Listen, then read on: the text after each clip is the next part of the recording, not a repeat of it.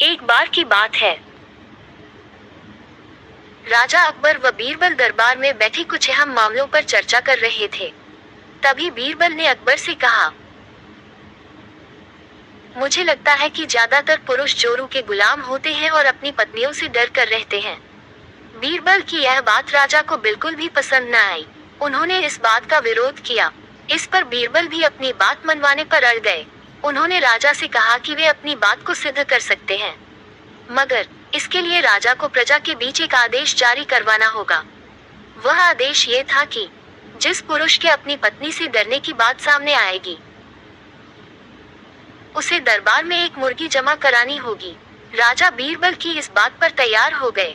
अगले ही दिन प्रजा के बीच आदेश कराया गया कि अगर यह बात सिद्ध हो जाती है कि कोई पुरुष अपनी पत्नी से डरता है, तो उसे दरबार में आकर बीरबल के पास एक मुर्गी जमा करवानी होगी। फिर क्या था, देखते ही देखते बीरबल के पास ढेरों मुर्गियां इकट्ठा हो गईं और सैकड़ों मुर्गियां महल के बगीचे में घूमने लगी। अब बीरबल राजा के पास पहुंचे और बोले, महाराज, महल में इतनी मुर्गियां इकट्ठा हो गई हैं कि आप एक मुर्गी खाना खोल सकते हैं, इसलिए अब आप इस आदेश को वापस ले सकते हैं। मगर महाराज ने इस बात को गंभीरता से नहीं लिया और महल में मुर्गियों की संख्या धीरे धीरे और भी ज्यादा बढ़ने लगी। इतनी अधिक मुर्गियां महल में जमा हो जाने के बाद भी जब राजा अकबर बीरबल की बात से सहमत नहीं हुए, तो बीरबल ने अपनी बात सिद्ध करने के लिए एक नया उपाय निकाला। एक दिन बीरबल राजा के पास गए और बोले, महाराज,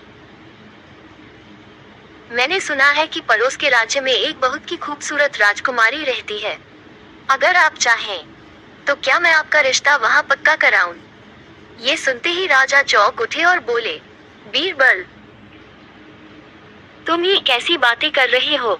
महल में पहले से ही 2 महारानियां मौजूद हैं। अगर उन्हें इस बात की भनक भी लगी तो मेरी खैर नहीं होगी। ये सुनकर बीरबल ने तपाक से जवाब दिया, चलिए महाराज,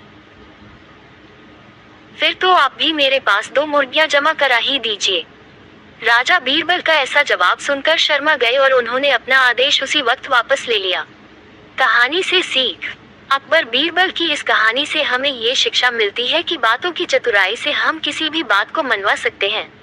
जरूरत है तो बस बीरबल की तरह चतुराई से अपना पक्ष रखने की।